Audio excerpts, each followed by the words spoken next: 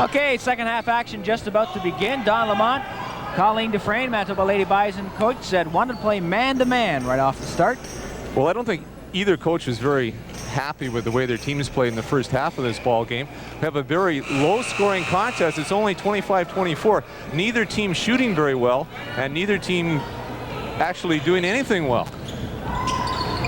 Lady Bisons are in the gold. They'll be moving from right to left. The Wesmen in the black with the red trim. And right now, the Bisons have the ball. That's number 5, Carol Plain, playing with 4 points in that first half for the Bisons.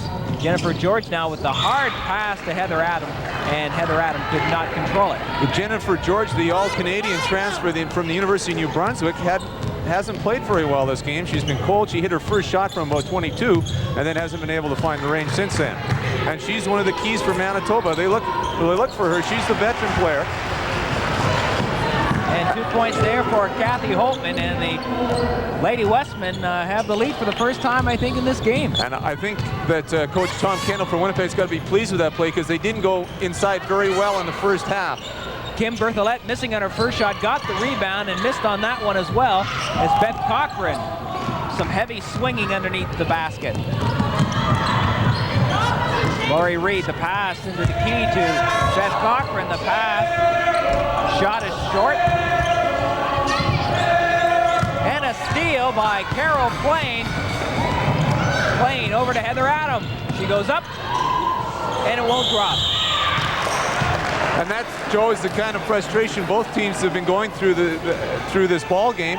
Just a great steal by Carol Plain, goes down for an easy layup, and they can't make it, and they got a foul coming over the back. And that's Carol Plain picking up the foul. That's her third in the game, and it comes early in the second half.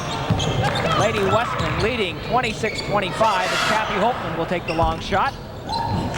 And Carol Plain has been Manitoba's best player so far. Carol Plain, another transfer from this time from the University of Calgary. That's Carol Plain, number 5, goes inside. The pass to Heather Adam, who had 9 points in that first half for Manitoba. And Carol Plain's got to be a little frustrated right now, because she made 2 great passes in a row to Heather Adams, and she's blown both of them.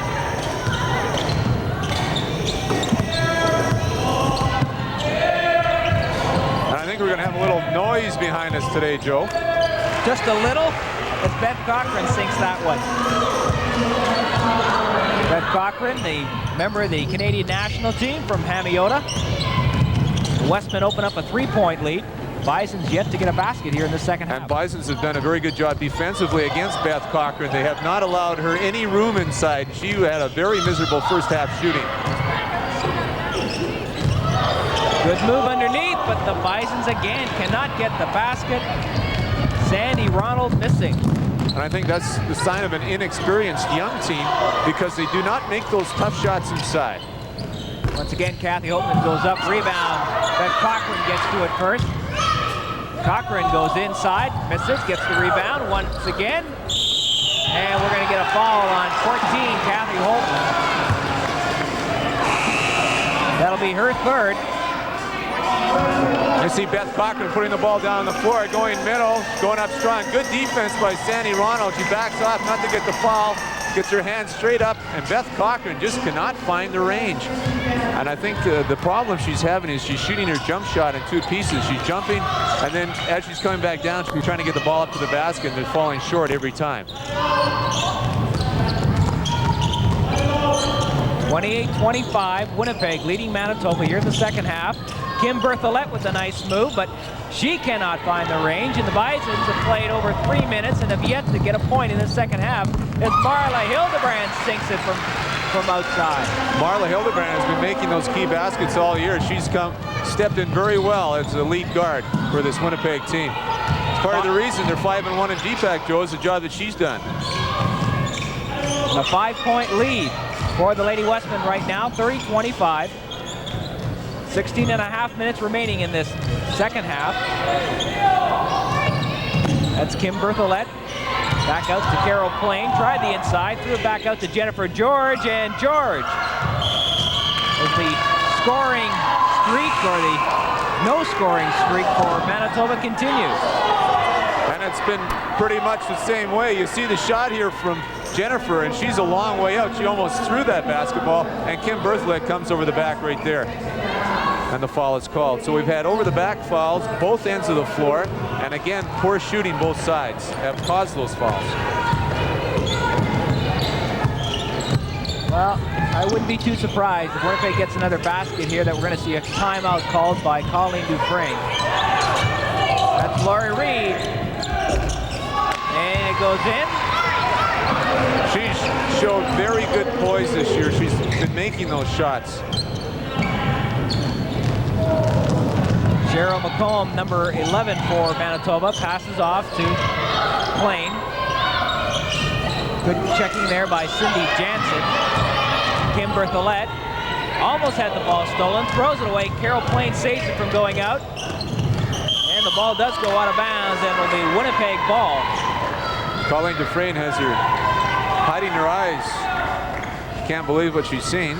And you're right, it might be a good time for a timeout. Winnipeg is playing very tough zone defense, and that's the thing when Coach Tom Kendall from Winnipeg said that he's happy with this is zone defense.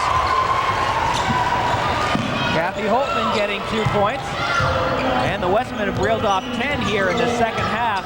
Nothing so far for Manitoba. 4 of those have been on that same play where Kathy Holtman has rolled inside off the screen and Kim Bertholet has been following her down. She's got to lead the cutter through. Before the shot follows Black.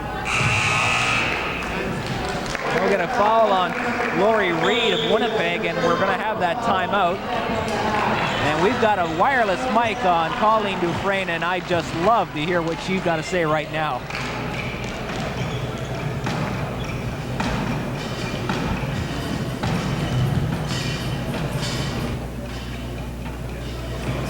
Well, the wireless mic is not working, unfortunately, and so we can't get into that huddle. And there you see Tom Kendall. Obviously, he's got to be happy with the way things have gone in the second half as the Lady Wesmen have reeled off 10 straight points as you take a look at Kathy Holtman, number 14, Beth Cochran, number 15. Well, I think he's happier. I don't think he's totally pleased. His team is playing good defense, so they're still struggling offensively.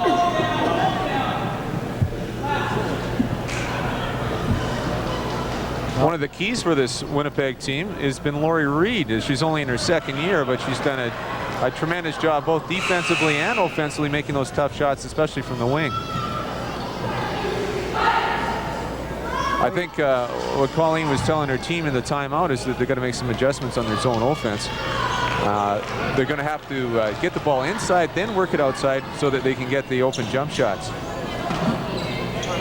Well, what we've seen so far, there hasn't really been too much shooting done inside. The teams are playing some tight defense. But the Bisons shooting in the second half from the outside has been atrocious. Jennifer George passes inside, and that'll go off the leg of Cheryl McComb and out of bounds. Well, let me tell you one thing, Joe, about the offense that Manitoba's using. They're using basically a 1-2-2 with 2 people inside. It's a good offense if you're shooting well from outside, but you don't get much movement off, and I think that's part of the problem right now. Manitoba's not getting any motion in their offense.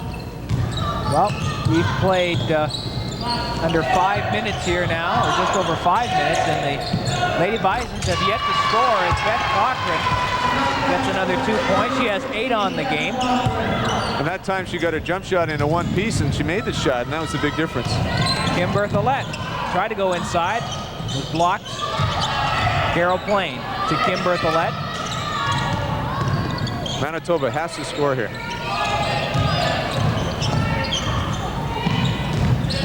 Jennifer George looking for someone inside. Back outside to Jennifer George. 4 seconds on the shot clock, and the ball tipped away and comes right up here on the broadcast table. All right, Joe, good work. Way to ward that ball off. Winnipeg is playing tremendous defense. Manitoba can't even get a 20-foot jump shot off.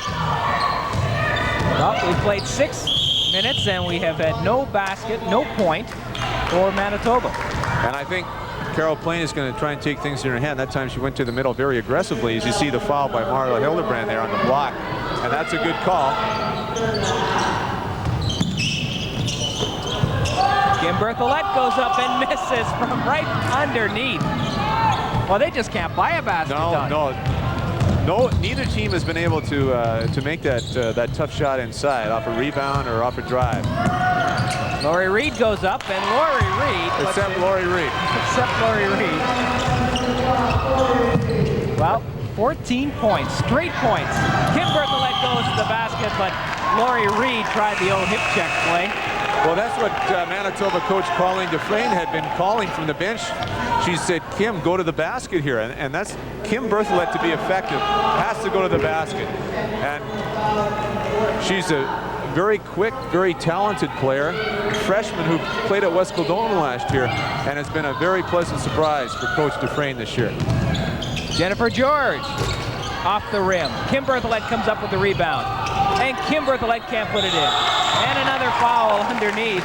This one will be against Elan Bannatyne. It'll be her second. And I think Kim Berthollet, as you can see a good look at her at the foul line there, has lost a little bit of confidence in her shot. She's doing a good job going on the boards, but she's just not keeping her eye on the basket here. If we can see on the replay, she goes up. She just not smooth. She just not enough confidence in that inside shot. Got to keep your eye on the rim. Cheryl McComb at the line.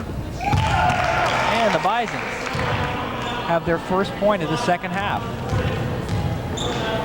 After 5 minutes and 53 seconds.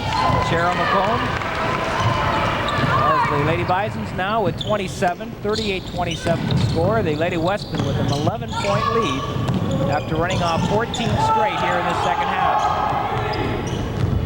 Cindy Jansen now going inside and charging foul against Cindy Jansen. No doubt about that one, though Tom Kendall may disagree. Well, Tom's disagreed a couple of times today. In fact, he got a technical foul in the first half. Tom's got a good smile on his face. Well, Cindy Jansen seemed to go in there kind of out of control, having lost the ball. Certainly put a good hit on. No, I don't think there's any problem with the call. Kim Berthollet. Good coverage by Beth Cochran, forcing Berthollet to travel. And I think it might be a good time to take Kim out and give her a little bit of time on the bench so she can regain her composure and then get back in the ballgame, especially for a young player. 38-27, Winnipeg leading Manitoba here in the second half. Lady Bisons with a 25-24 lead at halftime. And we're going to get a travel call against Beth Cochran, as Berthollet does a good job of getting her hand very in good there. defense and an excellent call that time. Why not a jump ball in that last play? Why not a jump ball? Because Beth Cochran picked up her pivot foot and moved it while the other girl had a hand on the ball. So it was a travel before the jump ball.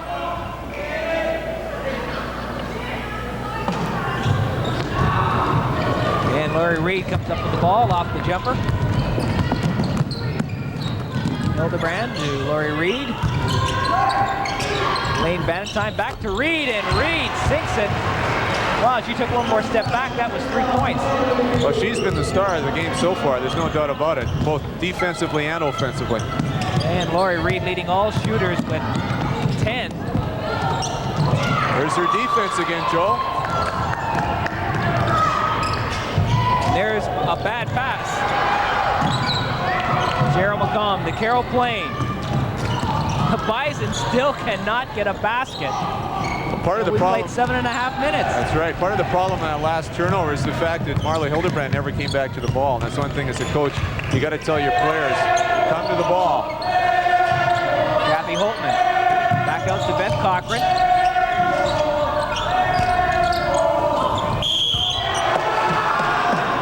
And we've got a foul against Beth Cochran, I believe. That's frustration on Beth's part. As we see the steal, I think we're going to see the steal here by Marley Hildebrand as she keeps her good defense to stand, gets her hands up, tips the pass. And might have been a foul by Kim Berthollet, but she does turn it over here. And if we can see that Marley Hildebrand wasn't coming back to the ball, and that's why it was turned over. Back to the live action. Kim Berthollet goes up. It won't go in. Loose ball. The Bisons get it back. Jennifer George. Well, we've reached the 8-minute mark here in this second half, and the Bisons still do not have a basket. And one thing I'm not surprised about is the fact that Colleen Dufresne hasn't used her bench a little bit more, because Kim Berthelot is obviously tired. And Carol Plain is obviously feeling some frustration after missing 2 shots there. And those are the kind of fouls you do get on frustration. And Carol Plain picking up the foul here. That's her 4th. And Colleen Dufresne is going to make some decisions right now. She wants to leave her in the ball game at 11:42. Well, Winnipeg now with a 13-point lead. And that shot missed by Elan Bannatyne. And I think she'll be coming out.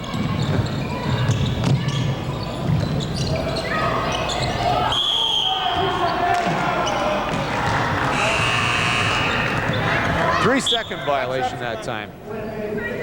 Good defense by Winnipeg. Surrounded the Manitoba player, and she didn't have anywhere to go or even throw the ball. She was in the key, so it was the 3 seconds. Well, the Lady Wesmen have just smoked the Lady Bisons here in this second half so far. So far. Kathy Holtman to Lori Reed. Reed has the lane to the basket. Can't put in the layup.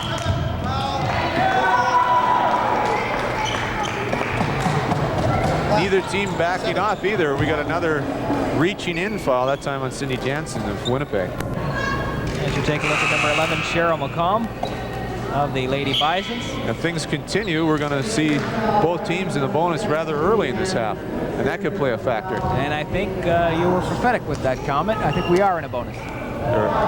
Gee, what do you know? It's that referee in you, isn't it? You had a mental note of it. You're keeping track. Right. Cheryl McComb at the line. Well, she has the Lady Bisons 3 points in this second half, and she can make it 4 right now. Misses on the second attempt, and Marla Hildebrand comes back with it. To Lori Reed.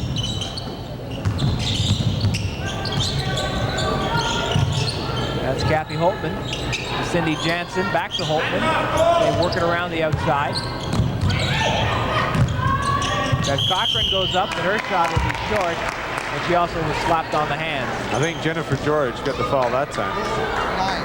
2 shots. Though Beth Cochran is not shooting with the same authority that I've seen her shoot in the past. One thing I noticed, Joe, that she's not wearing that knee brace that we've seen in previous years, and she doesn't really look like she's got the strength in her legs that she's had before. And it also looks like she's lost a few pounds. Yes, she has. She has lost some weight. Well, it certainly has improved her quickness, I think, especially defensively. I would imagine that's one of the things that the national coach probably told her, that, you know, take a little weight off and increase your quickness. Quickness is so important in basketball. Heather Adam coming in for the Lady Bison. She led them in the first half with 9 points, but couldn't get a basket early in the second half and then was taken out after that. Put Kimmy in the middle where Jennifer normally is against the pressure. Kim Berthelot at the line for Manitoba. I think we caught that. Coach Colleen Dufresne from Manitoba telling Kim Berthelot to move into the middle on offense against the zone. Rebound taken by Carol Plain. 41-28. All Winnipeg in this second half. Heather Adam. Carol Plain. I'll tell you what, Joe, if Beth Cochran has been able to hit a shot at all, it would be a lot more. And we've got 9 seconds till we reach the halfway mark of the second half, and the Lady Bisons will not have a basket. You cannot win if you can't put in your field goals. Lori Reed almost gets it in. Kathy Holtman coming down with the rebound.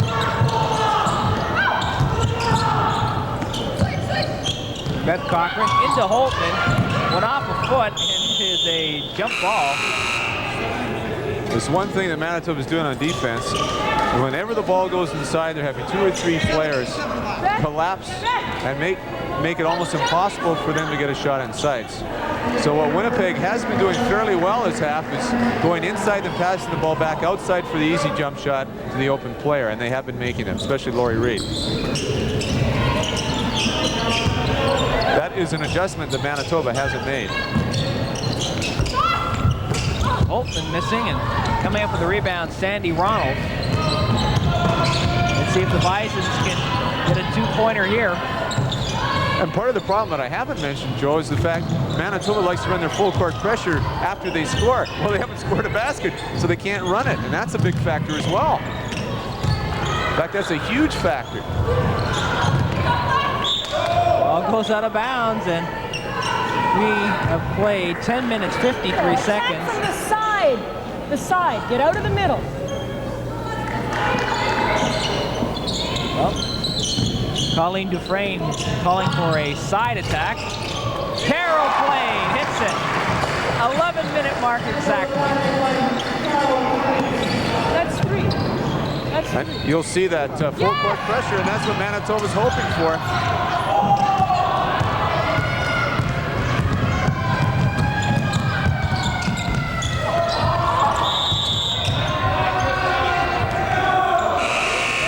Foul. Was that last basket by Carol Plain a three-pointer? Yes, it was. We have to talk about that. They have the three-point line here in women's basketball. That's correct. They don't have that in the men's, though. No, with different rules, so different set of rules for the women's and the men's. The women's play FIBA, full international, and the men still play a modified NCAA or their own CIAU rules, and the men decided not to have the three-point line, but I think they should consider it because it certainly adds another dimension to basketball that is tremendously exciting both for the players and the fans. It certainly is. And it could help Manitoba get back into the game. Oh, certainly. 41-33 Winnipeg. Leading by 8. With 8:30 remaining to play here in the second half. Marley Hildebrand to Laurie Reed. Inside to Kathy Holtman. And Holtman missing. Well, it has not been a great demonstration of shooting so far in this game.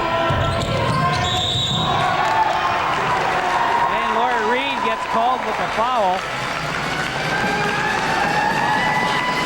We have a chance to look at it again.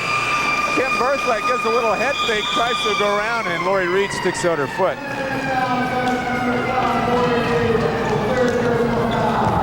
And we get a timeout called by Winnipeg, and we'll be back. Winnipeg Lady Wesmen leading the Manitoba Bisons 41-33.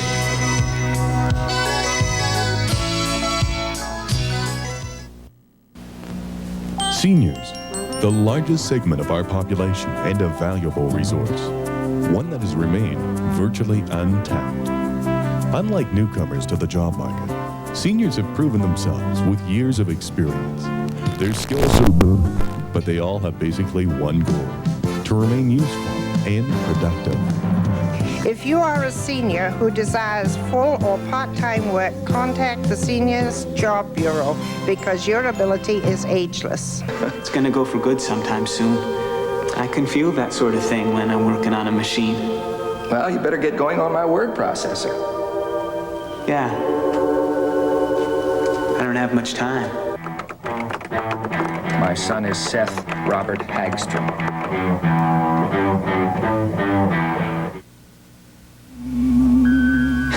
He's gone. Sunday at 7 p.m. Tales from the Dark Side on CKND TV. We spent 10 years together. And it keeps getting better. Sundays at 7:30.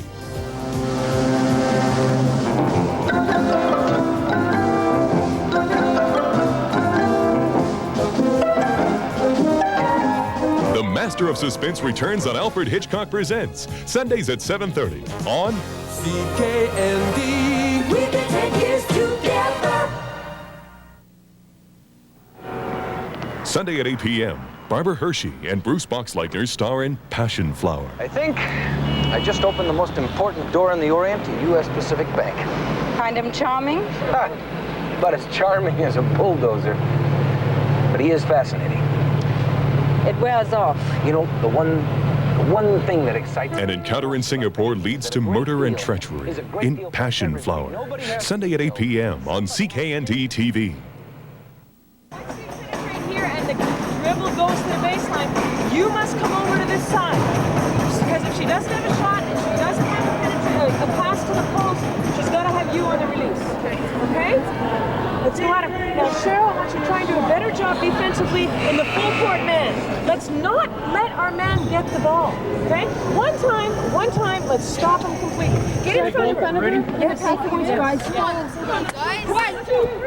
right, some instruction there from Bison coach Colleen Dufresne. 8:14 remaining here in this second half, and the Lady Bisons down by 8 to the Winnipeg Lady Wesmen. Well, I caught the words full court man. I don't know whether she's going to go full court. The team's Manitoba's going to go full court man after they score or after a miss. They have been going full court zone after they score.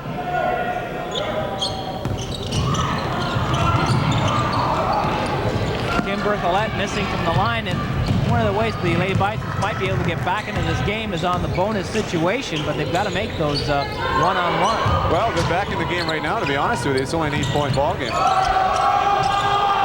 Marley Hildebrand letting up an air ball there.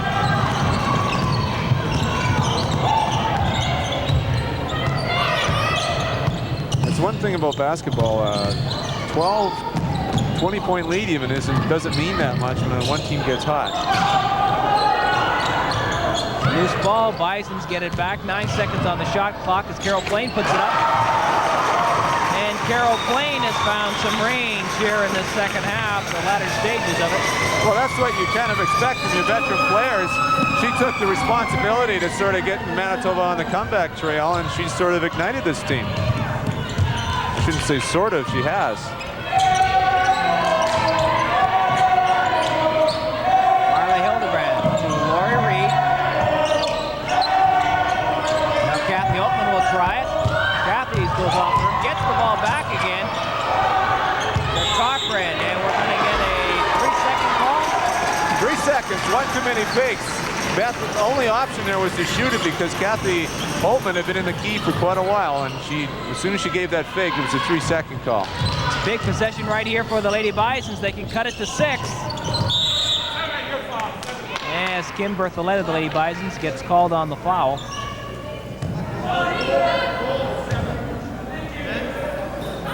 We see Carol Plain making a nice drive inside. It's a beautiful little push dribble. Nice jump shot, doesn't go. And we got a foul. Kim Berthollet, number 7. You can see on the other side of Lori Reed gets the foul.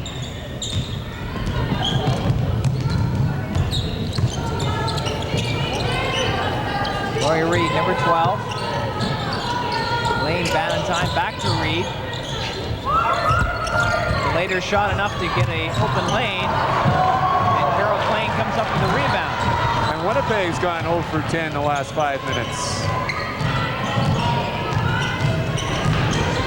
There won't be too many clinics put on with the tape from this game. No, it has not been pretty.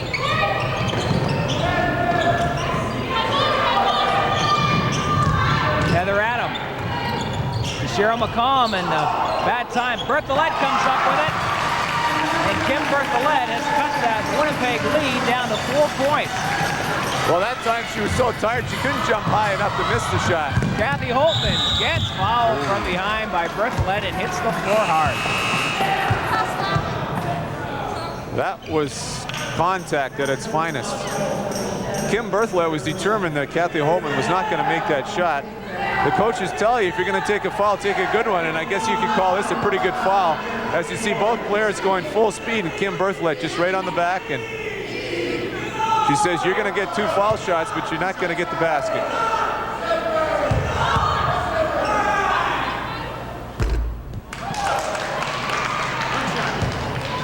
I've seen quite a bit of Kim play the last 3 years, refereeing her in high school, and that's the most aggressive I've seen her play. Kathy Holtman 1 for 2 at the line, so it's a 42-37 Lady Wesmen lead right now. 5:42 remaining in this second half. Jennifer George. They could certainly use some outside shooting from her, but that one will go off. Kathy Holtman and falls short into the hands of Beth Cochran. That was a poor decision that time by Jennifer. I think a little frustration. She hasn't scored for a while. And we're going to have a jump ball here between Cheryl McComb and Beth Cochran. Alternating possessions, I believe. No, that's for the men's game. I'm sorry. FIBA, you still have the jump ball. So many sets of rules. Well, they have the three-point line here, and they don't have that in the men's. And I kind of like those arrows. You don't have to throw bad jump balls like that. Well, here comes an open layup for Jennifer George. She doesn't miss that one. That was a gimme. Three-point game right now. And a steal by Kim Berthollet. No, and Beth Cochran comes up with a rebound. That was a pivotal shot.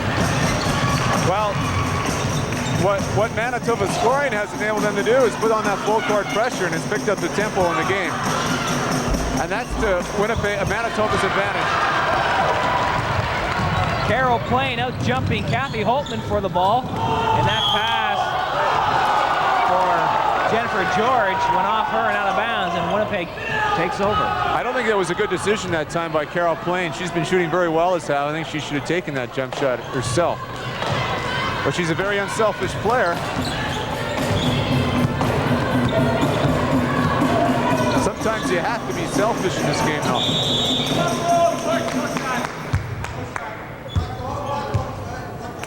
And we have a foul called here.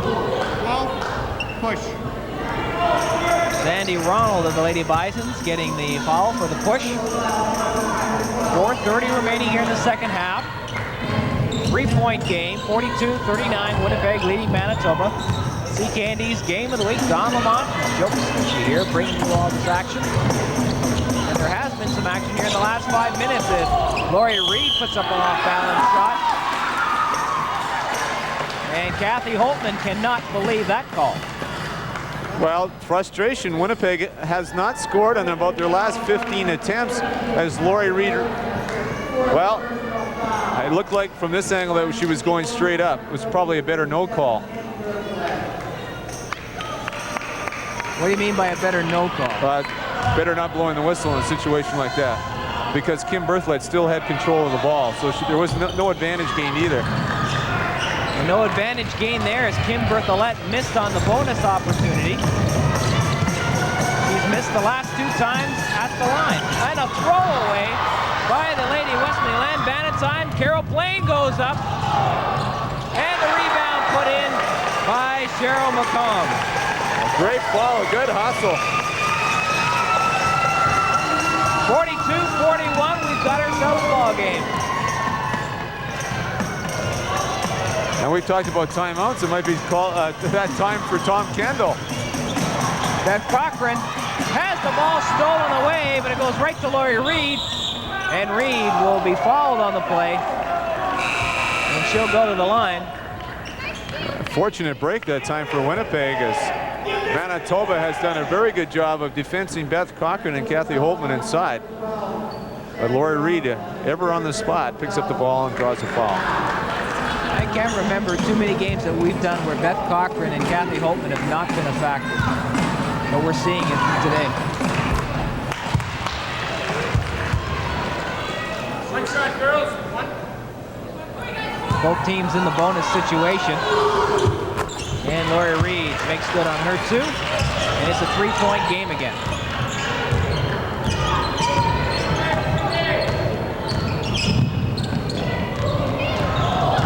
Kim Berthollet gets it over Kathy Holtman. Well, she's a tough player. I mean, she can hit that shot in the clutch. And there's that example of that pressure that the Lady Bisons try to put on after they get the basket. 44-43, 3:05 left second half. Marley Hildebrand. So, Joe, what do you think? OT? Could be. We've always got great women's games. But we don't have Jennifer Finch this year to give the ball to in the last second. In fact, Manitoba is quite a new-look team. The five-year players all graduated last year. Those 5 players led them to a first-place finish in GPAC, and Colleen Dufresne has had to do a lot of rebuilding. 6 seconds on the shot clock. And Jennifer George cannot hit from the outside, and that ball will go out of bounds. And one thing, Manitoba may be rebuilding, but they have an awful lot of depth on the bench as well as some of the players you're not seeing here are excellent players. Maybe Colleen Dufresne likes to go with a steady 5 or 6 players. Well, it certainly looks that way. Lori Reed with Cindy Jansen. Jansen outside to Hildebrand. And Carol Plain comes up with the rebound once again. For a little girl, she's out jumping a lot of those bigger players. She's got good quickness. She knows how to go to the ball. Lady Bisons can take the lead right here. Inside, yes! Cheryl McComb. 45-44 Manitoba. 1:44 remaining. And Tom Kendall refuses to call a timeout.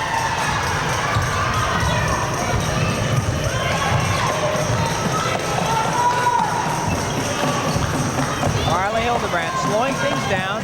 Cindy Jansen to Beth Cochran. Cochran, nice move, and Cochran gets the basket, and Winnipeg has the lead again. That's one of the few times that she's been able to get herself free underneath the basket. Critical basket. They certainly needed it. Jennifer George inside to Cheryl McComb. Nice move to get away from Beth Cochran. And the Lady Bisons regain the lead by 1. 2 tough baskets in a row.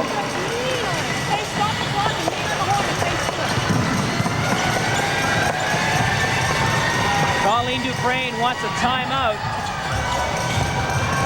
If the Wesmen get a basket right here, 53 seconds on the clock. Manitoba leading by 1, 47-46. Cindy Jansen to Kathy Holtman. Back to Jansen. She'll take the outside shot.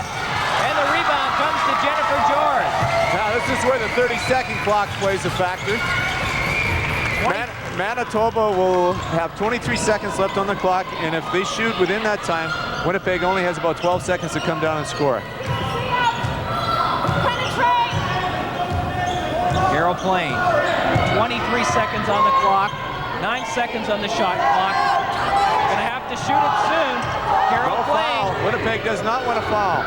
And Carol Plain can't hit it. The ball goes to Kathy Holtman with 10 seconds remaining.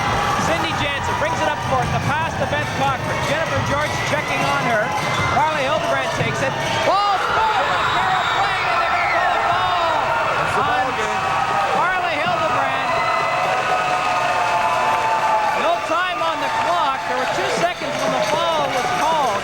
So I don't know if they're going to run the clock back, but it looks like Manitoba has won it 47-46. As we have a discussion over at the timekeeper's bench. They're going to let them shoot the foul shot. Carol Plain at the line shooting. Makes the first one. I guess it's only fitting, Joe, that Carol Plain got that steal and wraps up the ball game, because it was her fine play both offensively and defensively that got Manitoba the win. So the final score in this one will read Manitoba 49, Winnipeg 46, but it will not say that the Manitoba Lady Bisons did not get a 2-point basket until after 11 minutes had been played in the second half. There you take a look at the rankings, and there's probably going to be some changes as Winnipeg ranks 7th going in, Manitoba unranked, so we may have some changes in this top 10 come next week. Well, I'm tired of trying to guess where the top 10 is going to be, because it's so inconsistent this year, you never know. Especially in the men's. And we'll be back with the second half of our CK&D doubleheader. Manitoba beating Winnipeg here in the opener, 49-46. The Prince of Bel Air is a Los Angeles pool cleaner whose lifestyle is changed by a beautiful young woman. No way. I don't think that you're right for her, Robin. What are you talking about? Look, you're a lot of fun, and I love you, but as far as women are concerned, I wouldn't wish you on anyone. Now, let me get this straight. Mark Harmon is the Prince of Bel Air, Monday at 8 on good-looking CK&D TV. Brian Lanahan hosts a half hour of in-depth interviews with Hollywood's best on City Lights.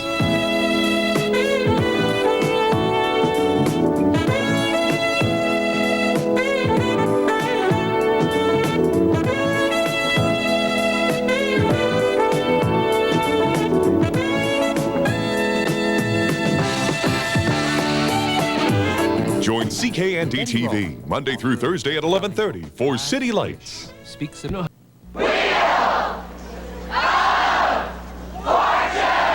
And it keeps getting better. Weekdays at 5. Look at this studio. 1,000. Not bad, eh? H. She'd like an H. She'll get 2 H's. All right. There you go. $3,000, Terry. Spin the Wheel of Fortune for great prizes with Pat Sajak and Vanna White. Weekdays at 5 p.m. on CKND TV. You're looking at Bill Wedlake, longtime high school coach at St. John's here in Winnipeg. Wedlake is now the rookie coach of the Winnipeg Wesmen, taking over from Bruce Enns, who left for the West Coast in the University of British Columbia. Wedlake has assumed the difficult task of getting the Wesmen to the CIAU final. Now across the court is second-year Manitoba Bison coach Rick Suffield. In his first year with the Herd, Suffield rejuvenated a dying program and guided the Bisons to the GPAC championship and a place in the Final Four tournament. His goal in '86 is to get the Bisons back to the national final. But what's on the line this afternoon is sole possession of first place in GPAC basketball.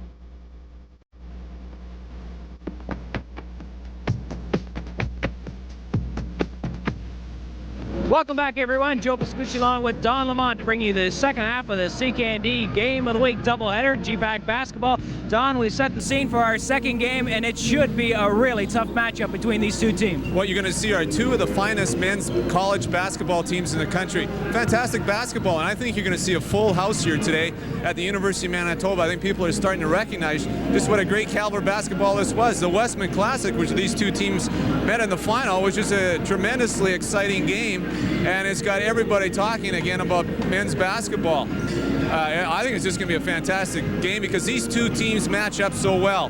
And one of the key matchups, Joe Ogums, who I think is probably the most exciting player in the country, against fifth-year player Gord Tucker, who is tremendously exciting in his own right. All right, let's take a look at those GPAC standings right now. We'll show you that Manitoba and Winnipeg on top with 4 wins, no losses. Brandon then with 2 wins and no losses, and Regina and Lakehead are winless, and they have 4 losses and 6 losses respectively. All right, we'll be back with the opening tip-off right after this.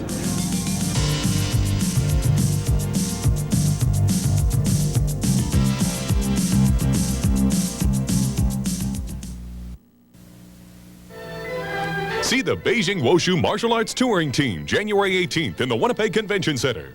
Wushu is one of China's most traditional and popular sports. This blending of ancient martial arts training with physical and mental skills provides a spectacular display of agility and style. See the unique physical art of the Beijing Wushu Touring Team in one show only, January 18th in the Convention Center. Tickets are available at all select seat outlets or by calling the ticket charge line at 786-7071. Mozart, Beethoven, folk music. Much thrilling music was written to be performed by the most skilled musicians, with the audience grouped closely around to hear every subtle nuance.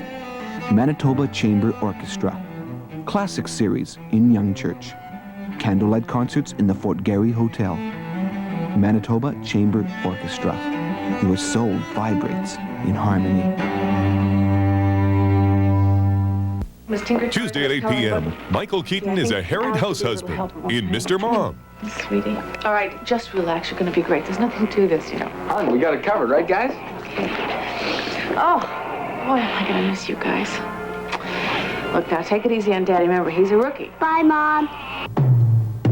Tuesday at 8 p.m., Mr. Mom tackles the kids, major appliances, lonely divorcees, and the lure of the afternoon soaps on CKND TV. 10 years together. And it keeps getting better. Wednesday at 8. And dancing together. Maybe we could do that again sometime. Soon we'll do more than dance together. We'll have our whole lives to do whatever we want together. You saw Crystal kissing her daughter? The drama of the Carrington Dynasty, Wednesday at 8 on CKND. We've been 10 years together.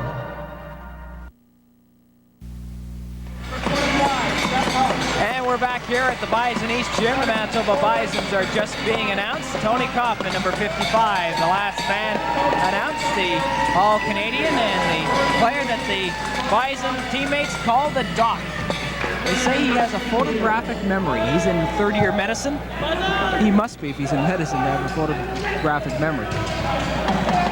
Well, I don't know about his exploits off the floor, but I know he's certainly the team leader for Manitoba. He provides the stability.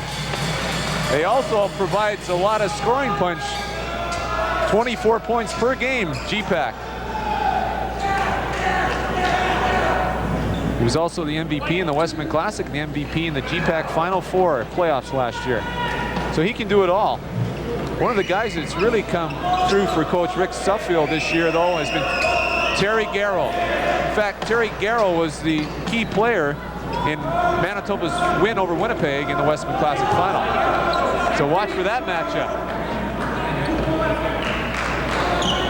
And the second half of our doubleheader underway. Joe Uggams going up aggressively on that opening jump. And we see that matchup early. You see Tucker fronting, Uggams down low, and he's got to get weak side help. And the ball goes in by, I think Will Parker put that one into his own basket on the shot by Tony House. I think they might give it to the Doc, though. Tony Kaufman. And Gord Tucker, named CIAU Male Athlete of the Week, comes back and gets 2 points and tied up quickly. Well, I don't think Coach Rick Suffield from Manitoba wants to see Gord Tucker get the middle of the key that easily. Kaufman goes up, gets fouled. And it's Gord Tucker saying, who, me?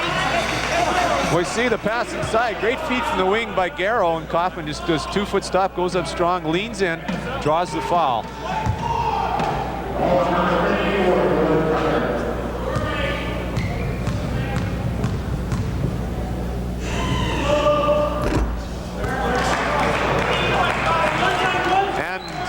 Not enough legs there by Tony. A little more straight up, and he's got it. That's in. Nope. So the game's still tied here. We're nearing the first minute mark. Ball going out to Joey Vickery. There's a good matchup. Tony House and Joey Vickery. That's a great matchup. In fact, all these matchups are tremendous. There is Joey Vickery. Some say too small to play this game. I saw him play Lakehead last week, and before he had a groin pull, he was 5 for 5. He did everything. He had 6 assists. This kid just continues to amaze me. That's Terry Garrow, number 4. Outside to Jeff House. House rolls it over the top of the basket, and Winnipeg come back. That's Will Parker, number 42, driving quickly. And Murray Gaiman. Murray Gaiman on a stuffed rebound. And that's the kind of action we're looking for. Just a tremendous play. Want to get another look at that one if we can. Oh, I sure hope so. Garrow hits it from the three-point line, but we do not have a three-point. So that's going to get these fans pumped up, and we almost got a full house here at the University of Manitoba. Vickery with the turnaround jumper. Rebound. Gaiman over Uggams. Rebound. Rolls out of bounds, and we get the foul on Joe Uggams. Murray Gaiman playing like a man possessed. We're going to see it. Willie Parker goes all the way down the lane, puts it up on the board. Now watch the trail here. Murray Gaiman coming up from behind. Now you can't quite see it, and he just stuffs the ball home. Joey Vickery working against one half of those House brothers on this Manitoba team. Jeff House now checking on Will Parker. Joey Vickery will take the outside shot. It'll be short, and Kaufman comes up with it. Kaufman with the steal by Will Parker, and he'll go in.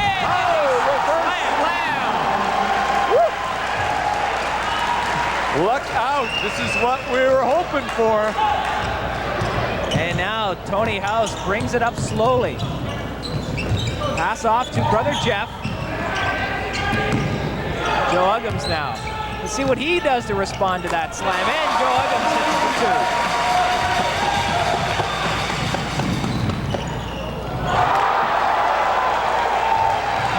And the Winnipeg Wesmen answer back.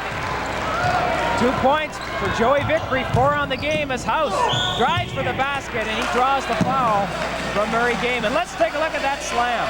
Murray Gaiman's got to stay out of foul trouble. And we're going to have a chance to see it here on the turnover. Willie Parker, good defense, gets the hands up. And look at this, here he comes. He doesn't want to do it the straight way. He's going to go backwards. In your face. Beautiful. Nice camera work, guys. Tony House at the line, missing on that first one.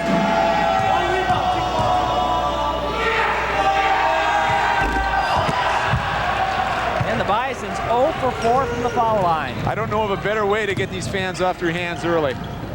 Well, I don't think they're going to stay on their hands too long. Art Coop drives and gets 2. Art Coop said before the game he usually doesn't play well on our game of the weeks. He wanted to change that this afternoon. Well, he's a great offensive player. He can put it in. Terry Garrow will take the long shot. Big rebound, and Tony Kaufman comes up with it. Back out to Jeff House. House drives, changes hand, and gets it in. Beautiful drive. Jeff House, the rookie, Tony's brother, he scored 20 and 24 points in the Lakehead series this past week, so he's sort of the unsung hero on this Manitoba team. And that ball brought down by Winnipeg. Vickery. Good pass to Will Parker. He's going to go up again, and he runs into Joe Uggams, and Uggams picks up foul number 2 here early in the first half. And that's key. Now both teams are really banging it. Both teams are really going inside. Again, the key here is that Murray Gaiman's been keeping the ball alive, and Parker comes in and boom, uses his body to protect the ball and gets the foul. Will Parker at the line shooting 2.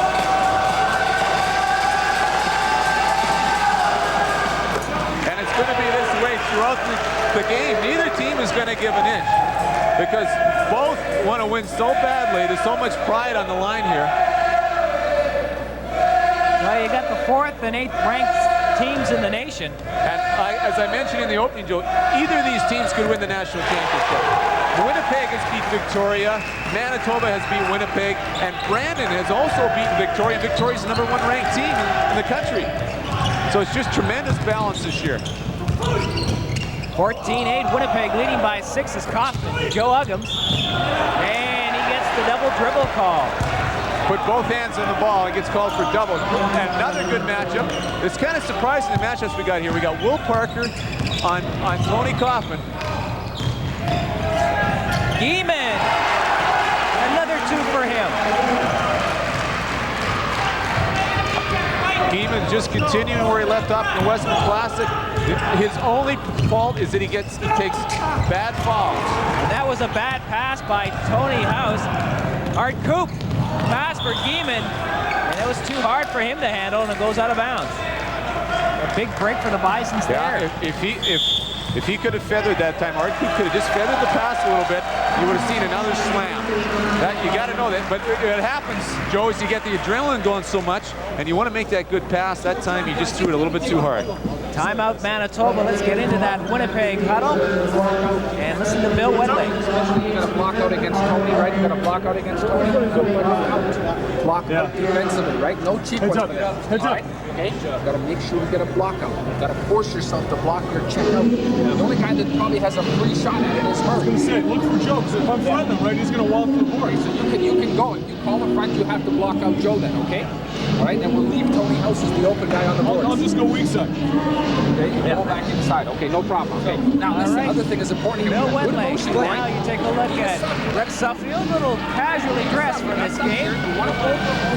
Well, Bill Wedlick was talking about blocking out Joe Uggams, but Joe Uggams better worry about blocking out Murray Gaiman, because Gaiman's got 3 tremendous offensive rebounds in the first 4 minutes of this ball game. 16-8, Winnipeg leading Manitoba here in the second half of our CKND GPAC basketball doubleheader. Tony House. Pass to Terry Garrow. Takes one shot, puts in the second. And the ball went on the line, so it'll be Winnipeg taking over possession. And I think Rick Suffield wanted a little bit more rebounding in, so he went to Rick Dirksen, and he took out Jeff House. A little bit more board power there. Gord Tucker outside to Art Coop. He'll take the shot. And that gets real trouble for Manitoba, because if Art Coop gets hot, he can score an awful lot of points. Art Coop, the only player in Wesmen history ever to hit for a three-pointer. That was in Bismarck around Christmas. Tony House, some good dribbling by House, but can't follow through the basket, and Art Coop comes down. 10-point lead for Winnipeg. Joey Vickery goes up and in. That man has no fear. Of course, all the victories through the years, they don't know what pressure is. Bruce Ann said last year he didn't think that Joey Vickery could play university ball, as Will Parker gets the call for the foul reaching in. Well, I'll tell you what, I wasn't so sure the first couple times I saw him, but after the last two games I saw him, he's just been tremendous. He's improving every game. Just one of 5 Westwood players on this Winnipeg squad, and we're hoping we're going to get a Westwood lineup in there. It's Rick Dirksen makes 2. And that was a pretty big basket, because Winnipeg's got an early 10-point lead here. It's 20-10. Art Coop can't find anyone to pass to, takes the shot, and Joe Uggams comes down with the rebound. I'll tell you, if that one would have gone in, Art Coop would have got 30 tonight. Garrow misses, and Gord Tucker, CIAU Male Athlete of the Week, getting the rebound.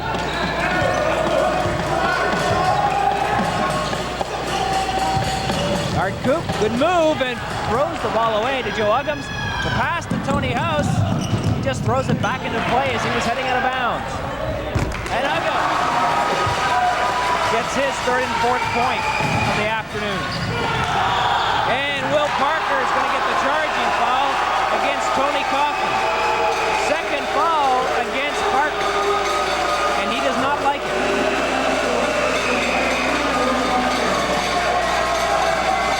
Well, certainly the Manitoba fans like that call, as Willie Parker's coming out of the ball game, and he's one of the key players for Winnipeg. Well, I'll take that back. Willie's not coming out. He's just going to have a little talking to with Bill Wedleg. They took Art Coop out. Art missing those last 2 shots and a turnover. Good pass, and Kaufman gets the basket.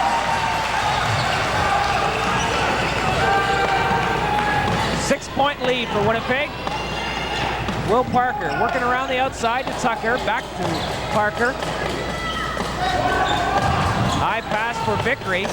Vickery's pass intercepted by Kaufman. The House, and yes, traveling. Excellent call that time by referee Dave Morphy. Tony House just... Tony has the habit of taking that little hop step before he gets into his layup, and that time he got caught. Murray Keeman inbounding it to Joey Vickery. There's that House Vickery matchup we're talking about. Oh, they like putting Kaufman on him instead. Here's a little bit of a surprise. Mark Johansson's in the game. We're talking to Bill Wedlick before. He said he wasn't going to play. And Rick Dirksen called on the foul against Blaine Acton. And we see baseline. Blaine Acton, 2-foot stop, goes out strong, and looked pretty clean from here. Oh, that's where the foul was called. Oh, I see. It's on the second one. My mistake. Good call. He got him with the body.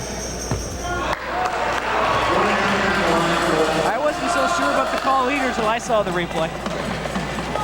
Well, it's a lot different angle from the end line than it is from here. And Acton 1 for 2 from the line, 21-14. Wesmen leading by 7.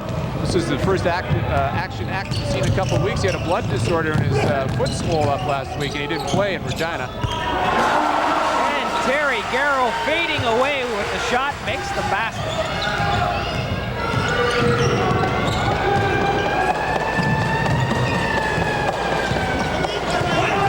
Johansson and his pass tipped away by Uggams and then saved by the Wesmen. What?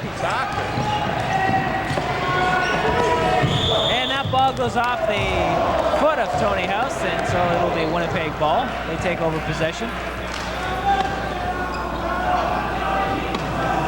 Let's take a look at number 20, Joe Uggams.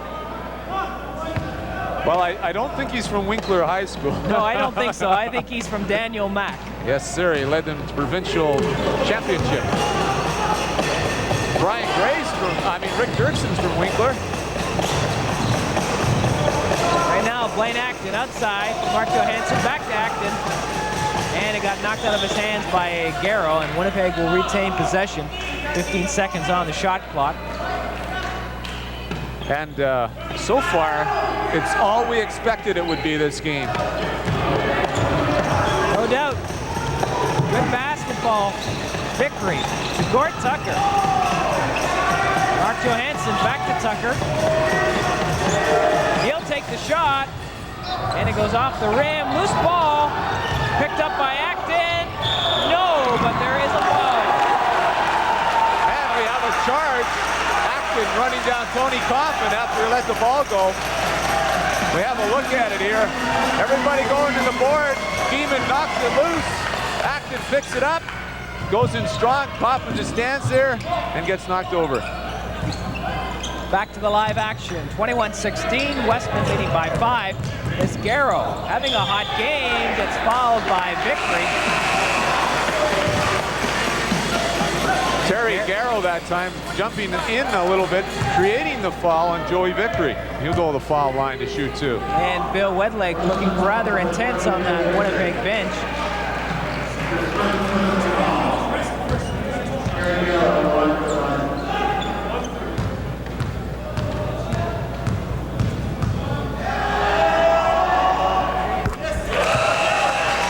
Oh, we do have some Winnipeg fans here. Well, I would think so. It's not that far to go. St. Pius High School. Out of Ottawa. Yes, sir. Same high school that Tony House went to. But brother Jeff House went to Windsor.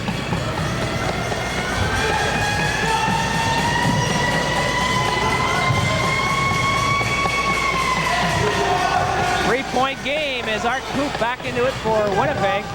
To Gord Tucker, and Tucker is fouled by Dirksen. And Dirksen doesn't like the call. And we have a chance to see it again. Tucker goes baseline, gives a little pump fake. Dirksen jumps into him and chops him on the arm. No doubt, had to meet the call. I was just going to say, strategy-wise, there's been a change since Rick Dirksen came into the ball game. Manitoba started out man-to-man, and that was a mistake because they couldn't match up defensively against Winnipeg. Winnipeg was scoring fairly easily, especially in the middle. And Murray Geeman was getting a lot of boards. So what they did is they brought Dirksen in. Now they've gone zone, and they've kept Dirksen in the middle, and it's been more effective.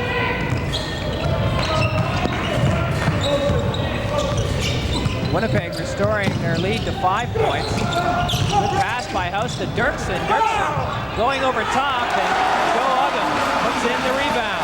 6 points you for can Uggams. see why Bill Wedlake was talking that timeout. You got to block out. That time Joe Uggams just going over top for the rebound.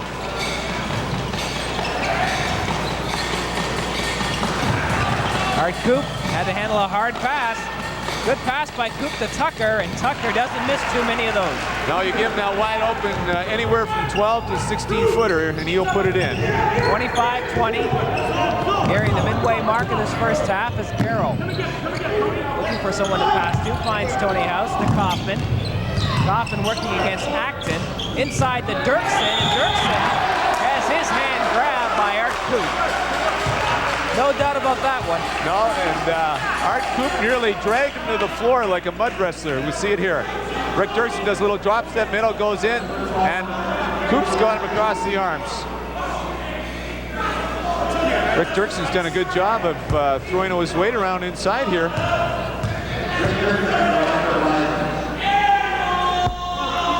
Dirksen from Winkler, and he misses on his first. Winnipeg's also, made a change. They've got Merv Voth in the game instead of Murray Geeman.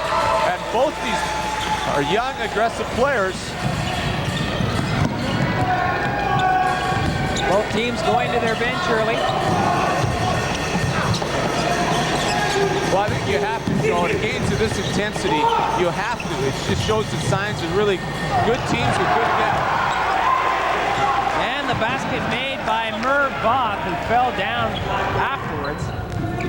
Wetleg looking for a call for a three-point play possibility.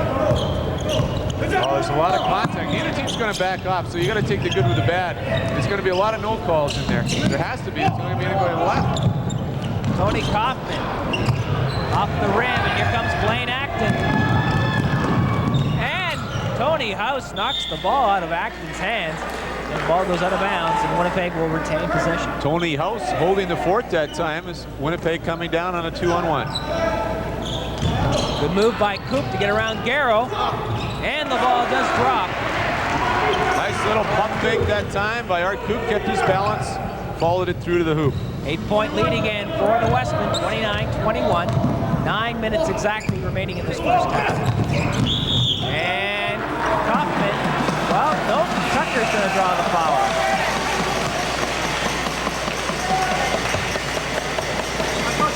And again, that would have been another good no call because Tucker made every effort to get out of the way. He knew he was beat, and there was no loss of ball control that time, so he should have held his whistle.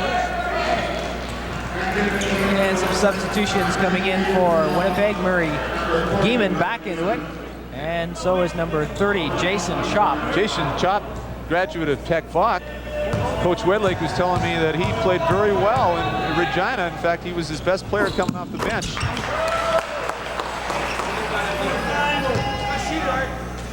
I'm also a little surprised I haven't seen Neil Enns come in yet for Manitoba. 6 forward.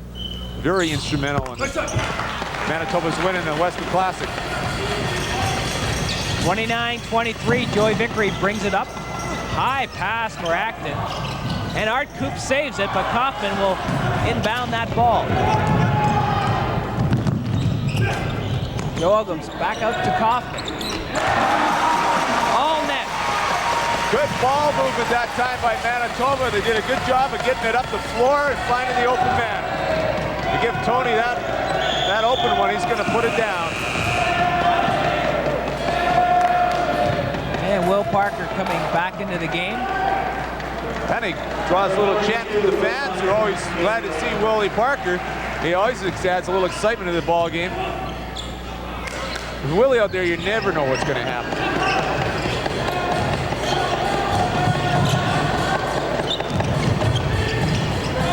Parker to Acton. He lets the long one go. 3 points for Blaine Acton. 31-25. 6-point lead for Winnipeg as Tony Kaufman back to Tony House. Joe Uggams trying to get some position there, but good job by Will Parker to deny him some room, and we've got the ball, and it'll be Manitoba possession as it goes off Art Coop's hand.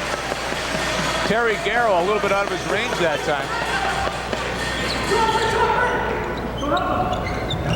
Dirksen to Kaufman, and Blaine Acton will be called for reaching over top. And he got him with the body as well. You'll see here on the replay. Tony Kaufman puts the ball down the floor. Little, yeah, right on the elbow. No doubt. Of course, Tony Kaufman used to be a Winnipeg West 3 years ago. Sat out 1 year and then joined the Manitoba Bisons and Rick Suffield last year. He didn't believe he was going to have enough time taking medicine to come out and play basketball, and Rick Suffield convinced him that he did, and it's worked out well for both. I think the Manitoba Bisons certainly benefited in that. All Canadian. Good pass inside by Parker to Blaine Acton, and Acton has an easy two. He's also a class individual. Always keeps his cool and provides the leadership on the floor. Tony Kaufman goes up again off the side of the board, and here comes Will Parker. And good job by House. Slapped the ball away from Parker, and the ball went off Parker and out of bounds. Yeah, Tony outguessed him that time. And and Will turned the ball over. Great defensive play that time by Tony. He stopped a lot of 2-on-1 breaks. Bison's trying to cut that Winnipeg lead to 4 points, 7:10 remaining in this first half. Big Brothers night here at the Bison East Gym. It's interesting how Tony's made the adaptation. He was a lot more involved offensively when he first played for the Bisons for the last 2 years. This year he's taken more of the quarterback role. He's got other guys that can do more scoring this year, so he doesn't have to do as much himself, plus he's back there on defense. Showing a lot of maturity. Garrow pass knocked away, and the Wesmen have it. Garrow seemed unsure of what to do with that ball. Yes, he did. A little confused what they're doing on offense. All right, Coop brings it inside, goes up for the basket. Geeman gets it, was slapped on the hands, but no call. Hands part of the ball. That time, a good block by Rick Dirksen and Art Coop, but Manitoba couldn't come up with a board, and Winnipeg put it in. House inside to Uggams. Joe Uggams has not been really heard from much in this first half. Will Parker, and it doesn't drop for Parker. Big break for the Bison. Will Parker hustled back on defense, caused the turnover. And Kaufman hustles back the other way. Joe Uggams can't hit the long How did they shot. describe this in hockey? End-to-end rushes. That's what you got. End-to-end basketball. With a lot of turnovers. 35-27, Winnipeg leading by 8. And you heard the fans behind us. That was an air ball from Will Parker. And Willie will be coming out. Oh, Garrow's shot goes in and out.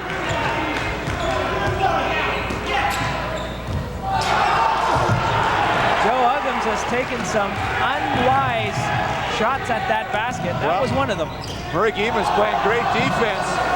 And Joe's got to have a look first when he gets the ball to see where Murray is. And he's going to have to give a couple pump fakes or do something, put the ball on the floor, take it to the hoop to get around him. Gord Tucker back into the game for the Wesmen, as is Joey Vickery. Rick Dirksen coming out for the Bisons, and Neil Enns has gone in. You're going to see some banging underneath right now. Inside, chop. Neil Enns like to bang. Rebound, House gets it back. Good pass to Joe Uggams. Tony House, great pass.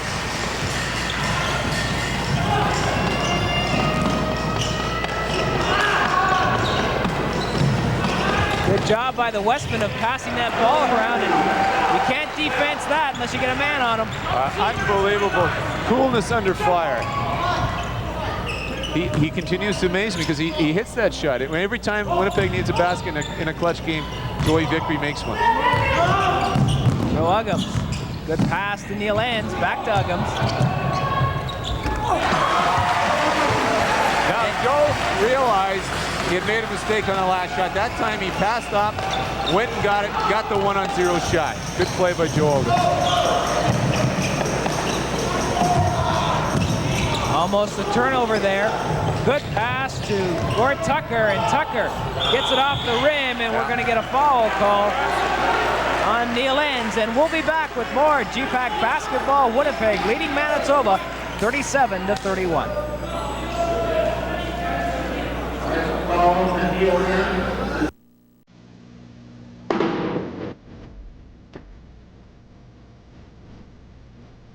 It's 9 o'clock. Rock! Time for 50 of the greatest knee-slapping, toe-tapping rock classics ever. Listen. Well, that'll be the day when you say goodbye. Yes, I'm telling you now. Cover me away. I couldn't sleep at all last night. One fine day, take good care of my baby. I keep away from a runaround Sue. 9 o'clock rock. It's your time for partying, dancing, singing along, or just reminiscing. 50 original hits by the original artists. Go, go! Go, Johnny, go! Go!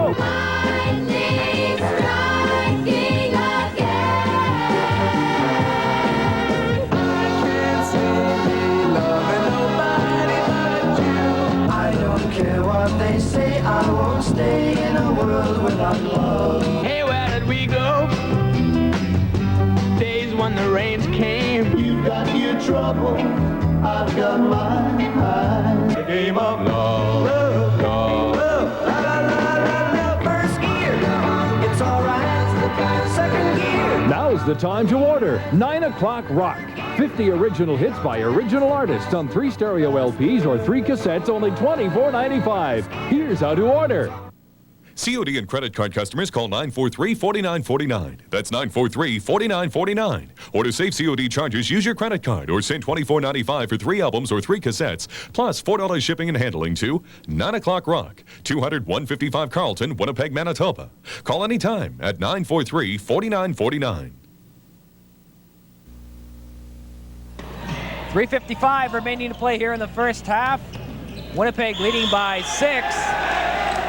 And Tony House was called for the foul on Joe Vickery. Nice penetration that time in the middle by Joe Vickery.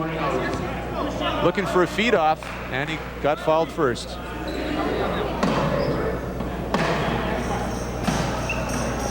No bonus, so Winnipeg will get it on the side. Well, now the bonus light goes up for the Wesmen. That'll be for the next foul. That will be bonus. Well, Tony House gets back-to-back fouls. Looked like a clean slap.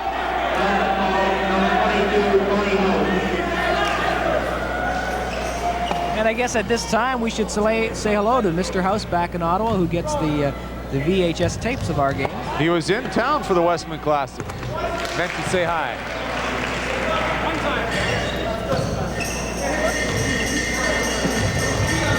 They see Joey Vickery. Just one of many Vickery basketball playing brothers. There's still one more, I believe, at Westwood Collegiate. No, I think that's it. You think that's it? It's got to be one more, Joe. I don't know. Pappy's worked very hard. There's Pappy Vickery, the former news director at CKND. As Tony House comes out, Jeff House, number 25, goes in. 39-31, 3:36 remaining to play here. Don Lamont and Joe Pascucci bringing you this CKND Game of the Week.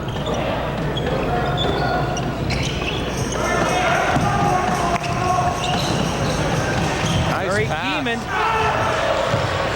can't deliver the 2 points, though.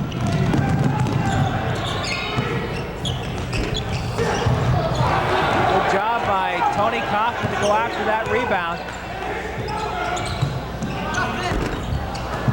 Bisons come up with again. Neil ends with a hook shot, and it doesn't drop. Good job on the boards. Manitoba, they can't. Now Jeff House will bring it up court.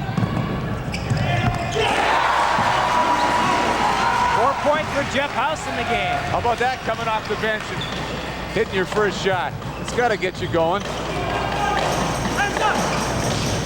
Jeff House has an enviable task of one-on-one coverage against Gord Tucker. Well, it's just on that side of the zone. Manitoba playing a zone. And Joe Uggams comes up with the rebound. Pass off to House, and House draws the foul. We'll have a look at it here. Pass off by Uggams to Jeff House on the wing. And Willie Parker comes over, tries to establish position, but doesn't get there in time. 3 Parker fouls for Will Parker. And he'll come out and have a seat. Manitoba right now doing a good job of pushing the ball up the floor. Coach Rick Suffield from Manitoba wasn't really convinced he wanted to run with Winnipeg. But when you get down in a ball game like this, that's about the only way you're going to get back in it, is get the ball up the floor and get your opportunities. Be aggressive. And I'll tell you, there's no lack of aggression out there. These two teams really do not like each other. Well, I don't know. I don't think it's as bitter a rivalry as in past years. They sure play hard. But it's getting there. Good job by Jeff House. Retained possession of it as the Bisons trying to cut the lead to 2. Garrow goes up. Good job by Vickery to disturb Garrow's shooting motion. Now Vickery. Pair of 20s there. And Joe Uggum's got a piece of that ball. Vickery chasing after the rebound, and Garrow just beats him to it. Good idea, though. Follow his shot.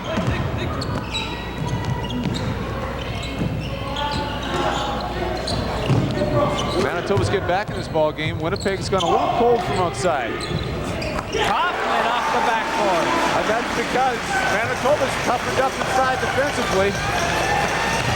Winnipeg's going to have to rotate the ball a little bit more and try and get it inside to Tucker or Gieman. Tony Kaufman did not take an intelligent foul there. Emotion rather than intelligence. But lucky for him, it's only his first. Well, he can afford to take one, I guess.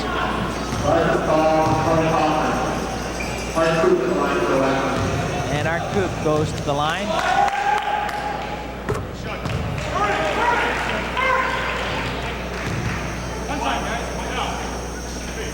Art Coop's had trouble this year playing extended periods of time because he has bone spurs in his heels. Very painful. So Bill Wedlake's been using the platoon system.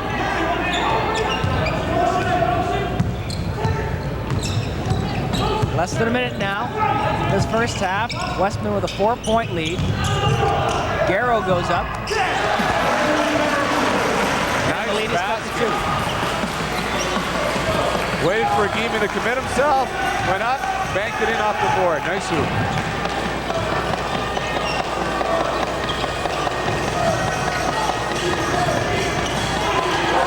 Rebound by Gieman.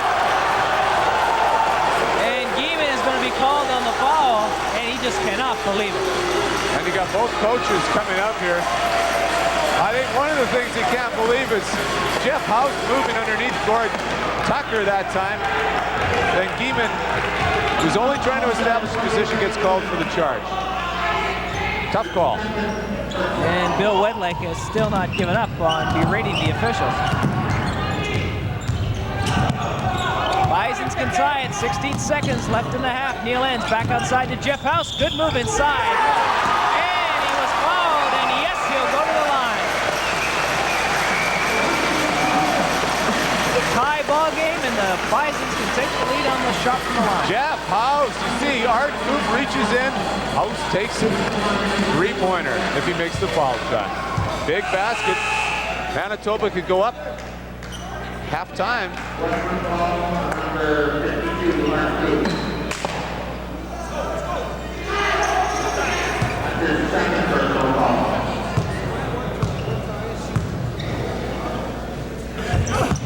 Jeff House done a tremendous job coming in off the bench for his brother Tony.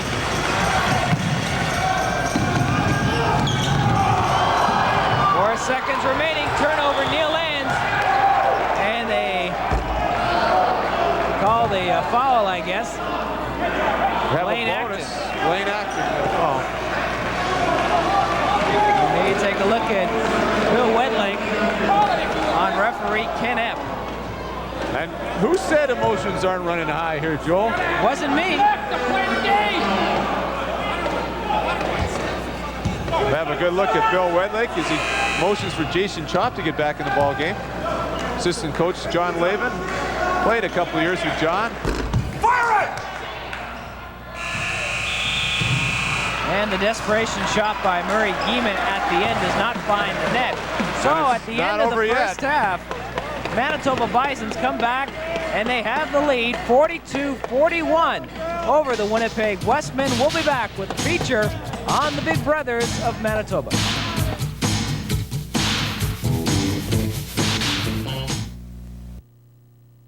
Everyone loves chocolate. Now it's easier than ever for candy lovers to become candy makers. Make this stunning centerpiece, then serve it for dessert. Delight and amaze your friends with your very own handmade chocolate-flavored bonbons. Everything you need is included in this unique family fun kit. What could be easier than melt, pour, and cool? Gone are the days of hard-to-handle chocolate. Our specially developed wafers can be melted, cooled, and even remelted with ease. The Home Candy Kit is so easy to use, you may even start dreaming of your own candy-making business. This 2-pound box of chocolates cost over $22 in the store. With the Home Candy Kit, you could have made this elegant box of mouth-watering delights for less than half the price. Our specially designed plastic molds require no more care than simply washing in lukewarm, soapy water. These delicious choco-like wafers were especially formulated for home candy making.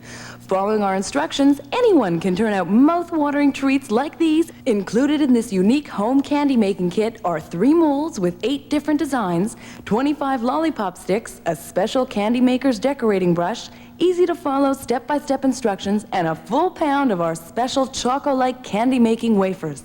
Order now, and we'll also include 1 pound of assorted choco-like pastels in white, pink, green, and yellow. You get a total of 2 pounds of choco-like wafers if you order now. As a special bonus, we'll also include our holiday mold sheet. Makes lollipop treats for all the holidays. Home Candy Making Kit is not available in stores. Order yours now. Here's how. To order your candy-making kit, call toll-free 1-800-268-6364 or send check or money order for $19.95 plus $3 for postage and handling to Candy-Making Kit, 200-155 Carlton Street, Winnipeg, Manitoba, or call 1-800-268-6364.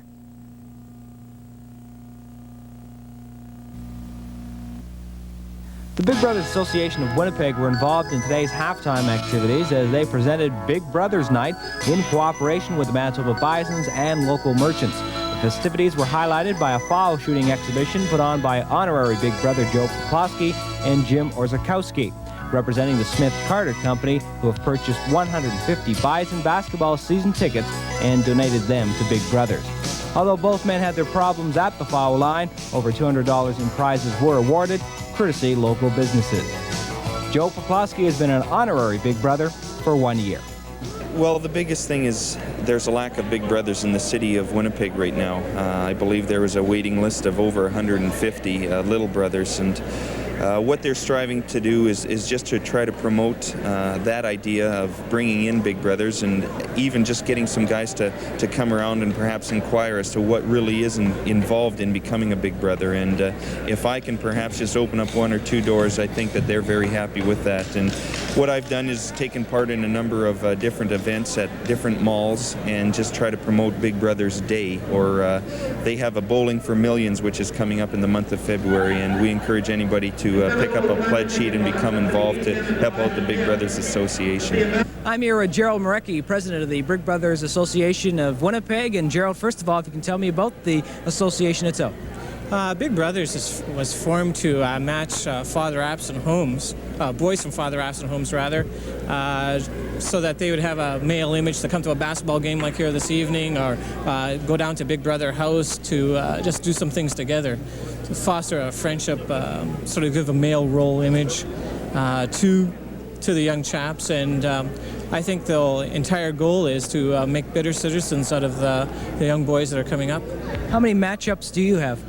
We have 397 matches right now. However, we have about 386 boys on the waiting list where we're trying to recruit Big Brothers, guys from the community to come and give them a hand. How difficult is it to recruit a Big Brother for a little brother? Well, it's quite a job. We think that since '69, for example, we've had over 2,000 men become involved with our association. Certainly, what we're trying to do is encourage men to come forth. They spend 3 hours a week with a little guy. They can come down to Big Brother house. They can do regular activities, everything from changing oil in a car to go shopping to taking in a movie or a basketball game or a chess game or whatever. All right, what's some of the activities, the fundraising activities you've got planned over the next couple of months? I know the Bowl for Millions is coming up. Yeah. Bowl for Kids' sake is certainly one of the big things. They'll be taking part in February 8th and 15th. We're having a celebrity day at all the bowling two of the bowling centers, and then that whole week we're encouraging people to come and give some support to. We're starting to plan our Big Brothers Blue Bomber event that'll be happening on Father's Day in June again, and we certainly encourage all the big and little brothers to participate in that. We've had excellent corporate support over the years to that particular event and other fundraising things that we've done. All right, and quickly, if someone wanted to get involved, where can they contact the Big Brothers Association? They can call us at 786-1461 or just drop into our Big Brother house at 677 Portage Avenue. The Big Brothers Association will be holding an open house today between 2 and 4 p.m. Sea Candy's Game of the Week continues with second half action right after this.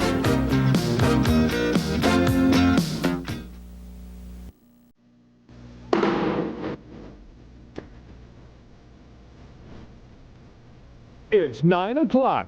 Rock! Time for 50 of the greatest knee-slapping, toe-tapping rock classics ever. Listen. Well,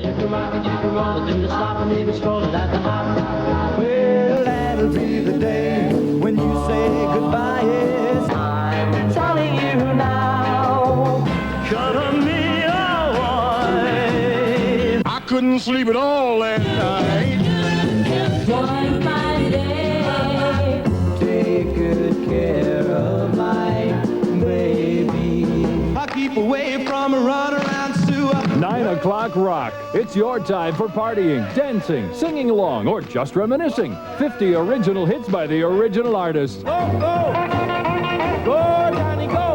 Go! Lightning striking again. I can't see loving nobody but you. I don't care what they say, I won't stay in a world without love. Hey, where did we go?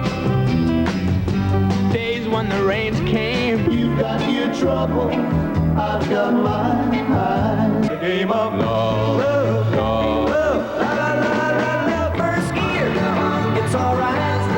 Second gear. Now's the time to order 9 o'clock rock. 50 original hits by original artists on 3 stereo LPs or 3 cassettes, only $24.95. Here's how to order.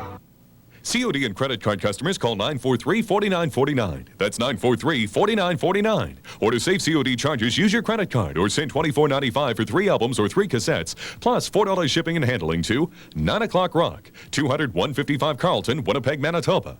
Call anytime at 943-4949.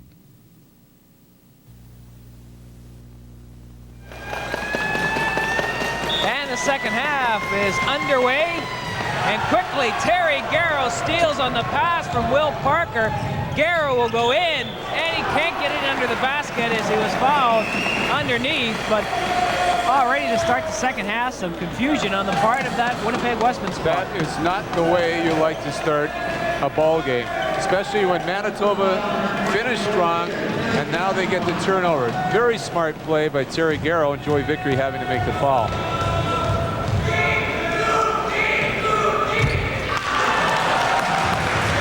Well, we didn't get a chance to talk about it at halftime, but the whole turning point in that first half was when Manitoba put Rick Dirksen in. They had 2 big guys. They got more board power, plus they went to zone. So those are the two key points in the first half, was Manitoba changing from man-to-man and going to zone, and getting 2 big guys instead of going to a small lineup. Manitoba Bisons leading by 3. As Joey Vickery tries to atone for that mistake and can't put it in, and Garrow comes down with it. Neil Enns calling for the pass, but Kaufman did not want to give it to him. Jeff House continues right where he left off in the first half. Willie Parker, he's got to be careful when he's got the ball. He can't afford a charging foul. And the Bisons quickly open up a 5-point lead as Tucker just can't get over the sides, but Art Coop.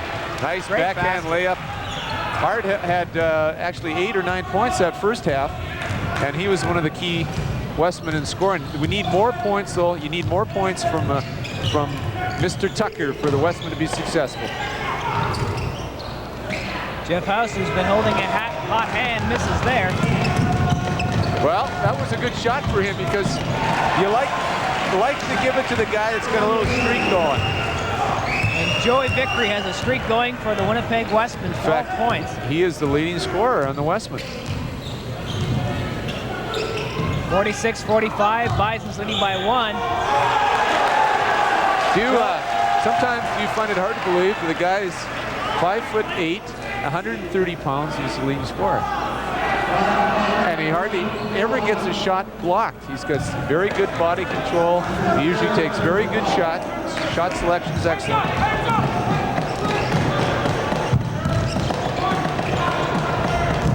Wesmen trying to regain the lead here.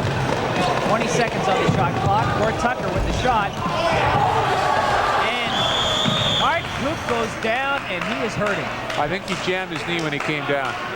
Joe Uggams didn't touch him. I think he just jammed his knee when he came down off that board. We got a chance to see it. The ball goes down low to Tucker. He takes a jump shot. Coop battling for Uggams for the rebound. The ball comes off the rim. Uggams got a clear board, and then he caught a deep one. There we got it.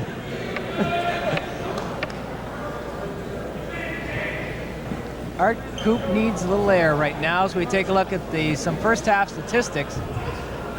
Tony Coffin, the leading scorer of the Bisons, with 12 points. Next, Joe Uggams with 10, Jeff House with 9. For Winnipeg, Joey Vickery had 10 in that first half, Art Coop with 8, and Gord Tucker with 6. And I guess you might say, Joe, I think some of the guys in our team wear them when the guys go with cups. And there is instance where that can happen.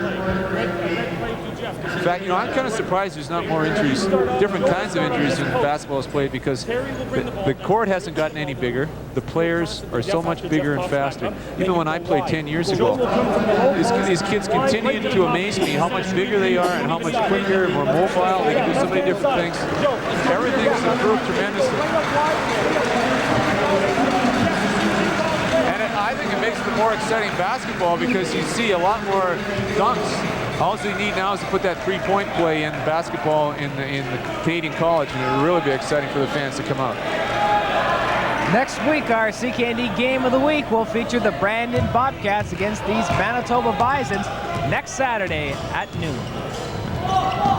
Back to the live action. Bisons leading by 1, and you can make that 3 as Jeff House now has 13 points in this game. Well, right now he's taking advantage of Joey Vickery, and Joey better get in his face. Because he's just taking advantage of height differential and is shooting right over him. Joey that time didn't even get a hand up on defense.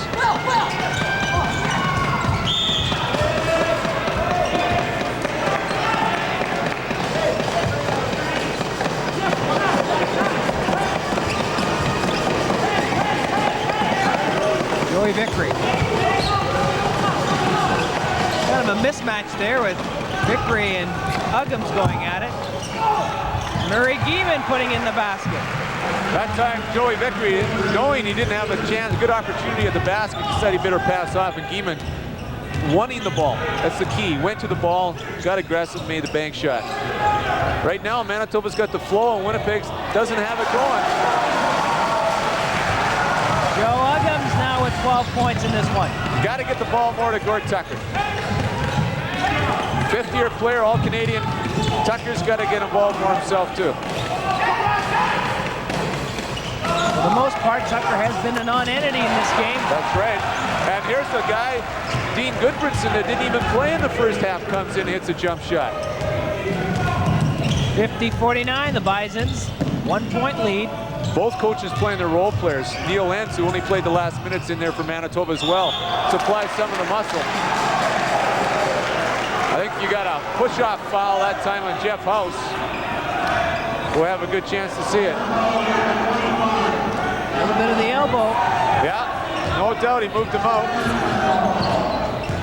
Good call that time by referee Kenneth. Will Parker, Joey Vickery over Joe Uggams, and it just doesn't drop. Loose ball. Well, looked like a foul there, but none was called, and Gord Tucker goes in, and the Wesmen have the lead again, 51-50. That's right. We got a seesaw basketball game, 51-50. It's going back and forth. This is the kind of game we're hoping for. Neil Lands goes up. Good. ball control, good body control. Nice move. You saw that time, Neil Enns is very careful not to take the charge. And Gord Tucker getting involved but can't put it in, and we're going to get a foul here against Kaufman. Very fierce under the backboards right now. Dean Goodbranson kept it alive and got the foul. Joey Vickery's got to back it out a little bit. He's trying to force the ball inside. Back it out a little bit. Spread out the Wesmen offense. Nice pass. And Dean Goodbranson gets called on the foul. Well, a little bit of a rookie mistake that time. Good pass by Vickery. Should have just stopped and taken the jump shot. I tell you, it's going to be very difficult the way these two teams to play defense to get an uncontested layup. So you got to be able to be under control when you go inside. Neil Enns is now 2 for 2.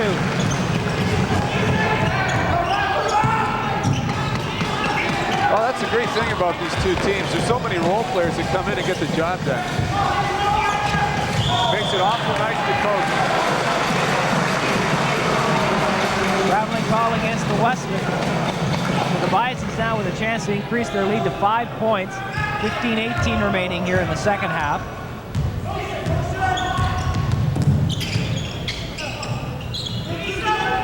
The crowd is quieted down just for a moment. Joe Uggams goes up. It'll be short. He'll come up with a rebound. Neil Enns, but Vickery with the steal. And who's going to get the foul here? Kaufman. Vickery draws the foul against Kaufman. That's right, and as soon as he heard the whistle, he threw the ball up. Very smart play.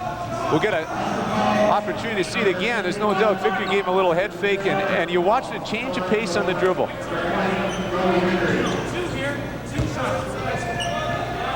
Couldn't see it from that angle. Could have been either way.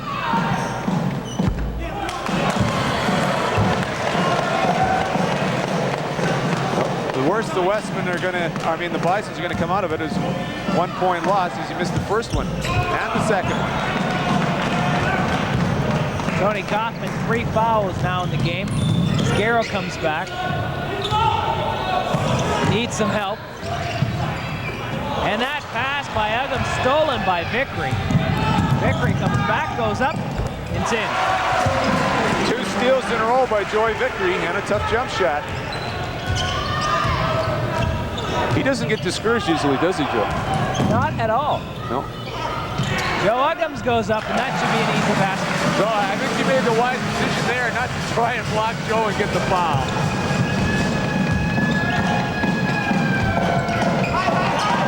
Couple substitutions coming up for the Bisons on the whistle. Nice pass by Willie Parker to Murray Geeman. And that's, if the Wesmen want to be successful, they have to be able to penetrate the middle against that Bison zone. Bison's lead cut to 1, 56-55. Well, both Rick Suffield for Manitoba and Bill Wetherick are excellent coaches. They can make those adjustments at halftime or during timeouts if they need to. Neil Enns puts it in. And he'll be coming out likely on the whistle. Neil Enns, a graduate of Daniel Mack Collegiate. He's a banger.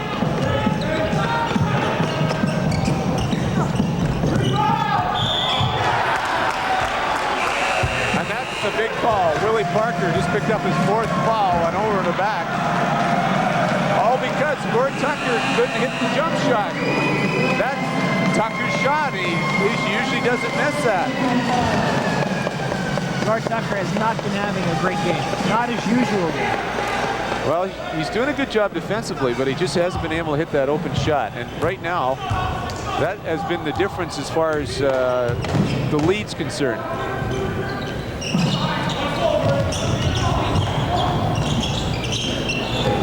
Jeff House off the rim. Kaufman keeps it in. Dirksen will go up. And Murray Geeman gets called on the foul as Joe Uggams and Mark Coop go at it underneath. Yeah, if we get a chance to see it here again, I'll tell you exactly why Murray Gieman gets the foul after a great save by Kaufman. Dirksen's going to take it to the hoop. He's going to challenge. Now, first of all, Murray left his feet too soon. And then when he went up to block the shot, he reached down. He followed down like he's a volleyball spike. As soon as, even if you hit the ball, you carry through and hit the arm, it's going to be a foul every time.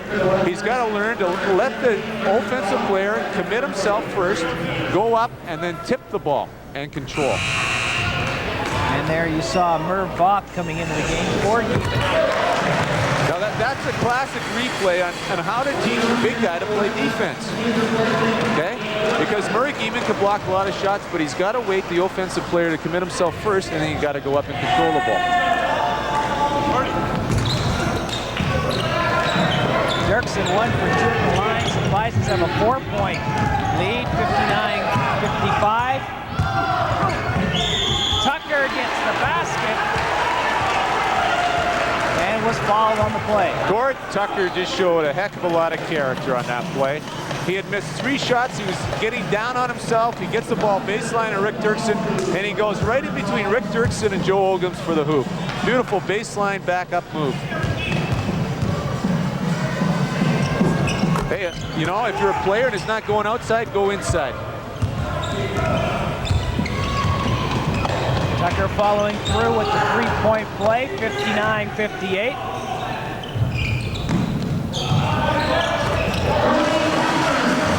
And Tony Kaufman picks up his first 2 points in the second half. And when Gord Tucker that time ran beside the Wesmen bench talking to Bill Willick, he realized that was his man. He's got to get up and get a hand on him.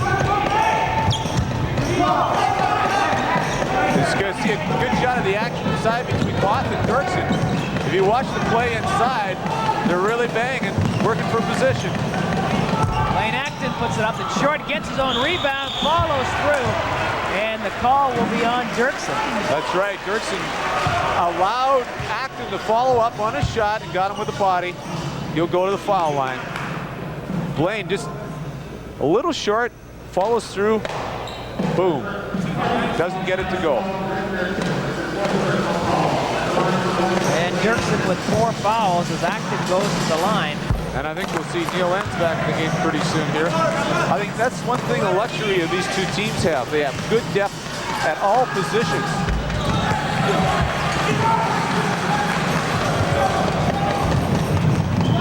Acton missing. So the Bisons maintain that 3-point advantage. There's no room inside for either of these two teams.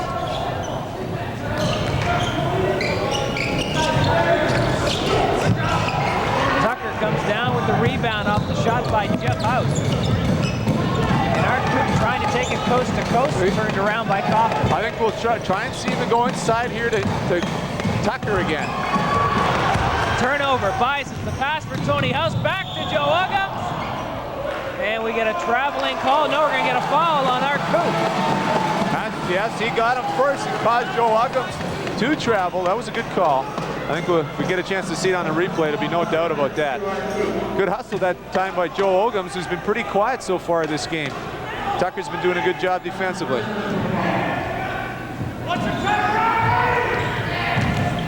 Art Coop with the body. Jeff House back outside to Tony House. Back to brother Jeff, to Tony. Tony just dishes off to Joe Ogums. And Ogums just backs up toward Tucker and gets the basket. Good feed that time by Tony House off the penetration. They're going to have to keep Tony out of the middle. Merv Voth goes up and in. That time it was a good defensive play by Rick Dirksen. They tried to throw the lob pass inside, deflected it away, but Merv Voth was there to pick up the rebound.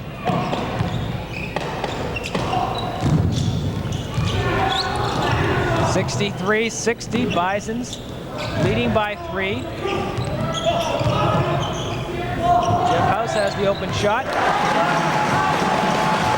15 points for Jeff House. And Joey Vickery's making the mistake of committing himself too much inside, and he doesn't have time to recover to get out on defense. Whoa, Vickery turned it over, got it back, and put it in.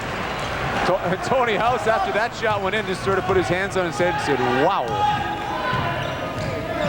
He wasn't alone. Off balance, fading back. and in. I'll tell you what, there's one reason why he scored, though. Concentration all the way, even though it was a tough shot.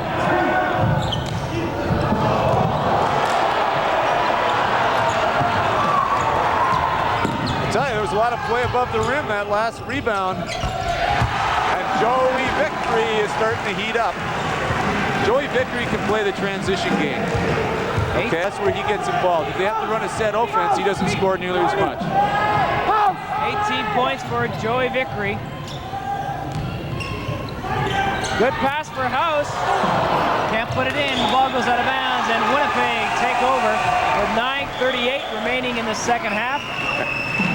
Now, if you don't think this game of basketball is pretty tough, watch these two guys if we can get a good look at them bouncing around each other around inside. These guys have nothing but respect for each other. I'll tell you, they play tough, they play hard, but once the ball game's over, that's it. They're still friends. And with the score, Manitoba 65, Winnipeg 64. CKND's Game of the Week will continue right after this. And to provide some support, right? Right.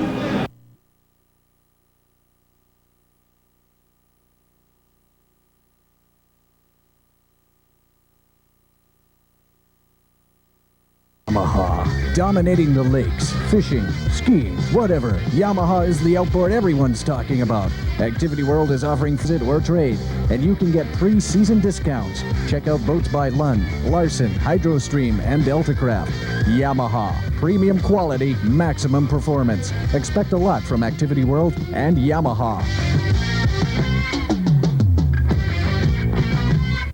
Now, we're coloring the weather for a chance to win some great prizes. Pick up your Color the Weather form at any McDonald's restaurant and bring it back once you've colored it. Each weeknight at 6:15, we'll announce the winning entry. Hey, Amanda. Yes. How come yours looks better than mine? Because they're using the wrong end of the crayon. Now, do you understand that? Oh, thanks a lot. Brandon, Manitoba, population 38,000, within the geographic center of North America, a community around which 2/3 of Manitoba's total agricultural production is generated, a hub with a market area population of 185,000, a crossroads, a thriving manufacturing and business community with over 70 available industrial sites in a large industrial park, a workforce, a lifestyle, a home. Brandon, Manitoba, Canada's Wheat City. Come join us.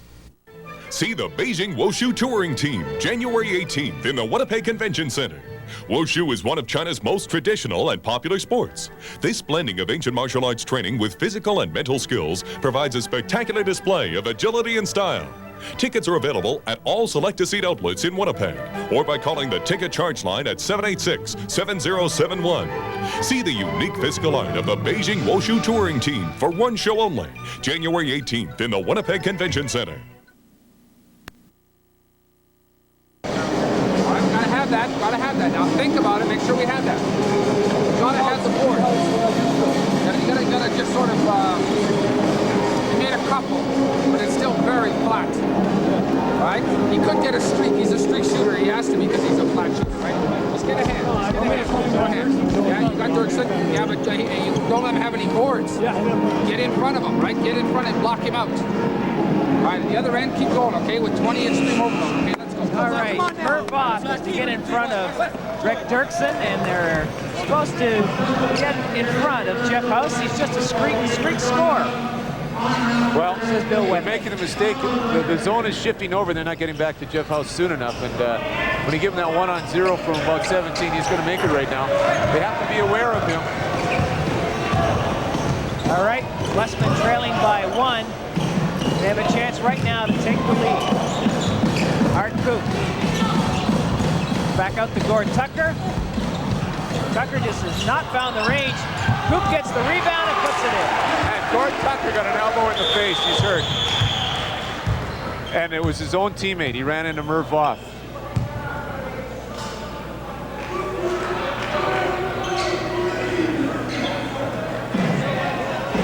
You see Gord Tucker holding his head. A few tooth marks on his forehead. Excedrin headache, number 23. We get a chance to see it. Merv Voss, boom, right there. Head banging. Ouch. 3-second call that time on Manitoba. Neil Enns in the key much too long. And the Wesmen, who lead it 66-65, can now increase that lead to 3 as the ball goes off the foot of Tony House. Well, there's one difference in this game. The last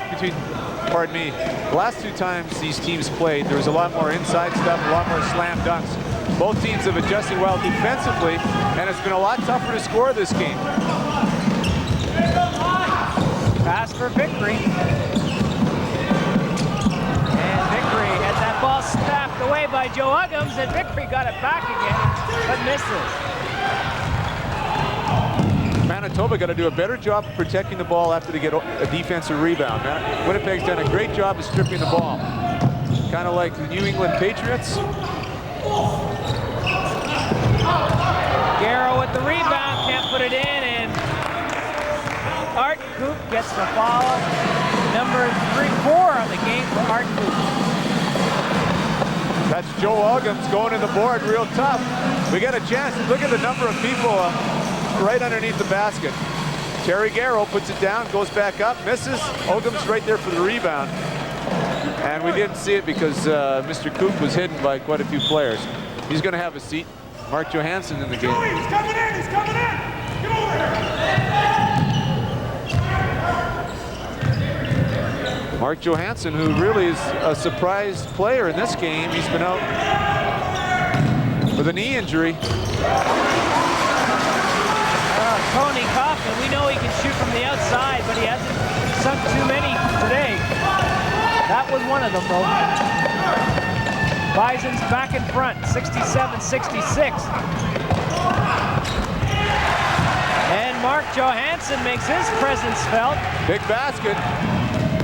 Kaufman comes back the other way, charging.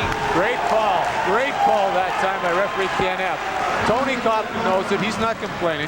He jumped right back into him, there's no doubt about it. You see he goes baseline, and I'm just amazed that Mark Johansson could get there with that bad knee. Good defense, Mark, and we got an offensive foul, and that's his 4th one. Tony Kaufman, he'll hang in there. He's a smart player. 7:40 left to play in the second half. 68-67. Winnipeg leading by 1. Tucker to Johansson to Vickery. Vickery goes up. It's short, and Uggams comes down with it. Pull the string on that one. Manitoba has recognized they're trying to go to Tucker. Manitoba right now double teaming Gordon Tucker. And that's why Joey Vickery had to take that shot. Kaufman up over Tucker, won't go in, and Neil Enns going to get the call, reaching over. And we'll go down and shoot a bonus as both teams are in foul trouble. Well, it's hard to control yourself as a basketball player. There's so much adrenaline flowing up there, and you're told by your coach, go to the boards, go to the boards. I mean, hey, what do you think Neil Enns is in there for? Man, he's got to be